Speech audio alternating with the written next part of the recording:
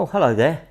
My name's Dave Thomas. I'm the owner of Motorcycle Inspection and Service. Welcome to my video, No Spanners Maintenance Part 4.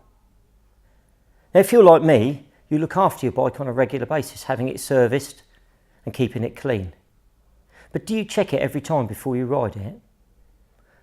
It's really important to make sure that your bike's safe. To help you do that, we've developed something called Powder, which is a way of remembering the easy checks that you need to do, and they don't take long. The P in our powder stands for petrol. What you need to do is make sure that you've got enough petrol for your journey, because you don't want to run out on the motorway and be stranded. The second thing is this modern unleaded fuel only has a shelf life of about 6 weeks.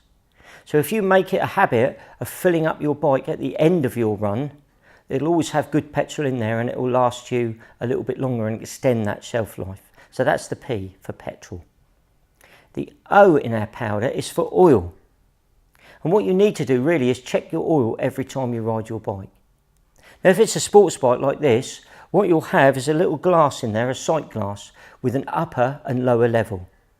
So what you need to do first of all is stand your bike upright, let it settle for about 30 seconds and then check the oil level against the sight glass. Normally between the upper level and lower level it's about a litre of oil. So if it's just below the upper level you'll only need a little bit. If it's about halfway it might need as much as half a litre. It's also a good way of checking the condition of your bike, because obviously if it's losing a lot of oil, it's either using it or it's coming out somewhere. So that's the O of our powder. The W of our powder stands for water, but that applies to water-cooled motorcycles.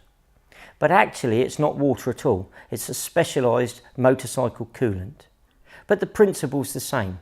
You need to stand your bike upright, and on the bike you'll have a header tank which will have an upper and lower mark, exactly the same as we did with the oil. So again, we need to check the level against the higher mark and make sure there's sufficient in there. And that's the W of our powder. The D stands for damage. And what you need to do is just check round the bike. Things, if you've got a fairing, check the plastics of the fairing are safe, check your indicators are mounted correctly, and check your headlamp glass in case there's been any damage from any stones or flints or anything like that. Also check the chain by spinning the wheel and just making sure there's nothing caught in the chain. So that's your D for damage. The E stands for electrics. So you start your bike up and you put the lights on, you check the headlamp, you make sure you've got a high beam and a low beam. You check the rear light. Then what you need to do is check your brake lights independently. That's the front brake and the rear brake. It's not uncommon for the rear brake light switch to need adjusting as the brake pads wear. So it's very important to check them independently and make sure that the rear brake is illuminating the lamp correctly. So that's the E for electrics in our powder. And the final one is R for rubber. And with this we need to check the tyres. We're not just talking about the tread depth, which by the way is 1 millimetre of any visible tread pattern.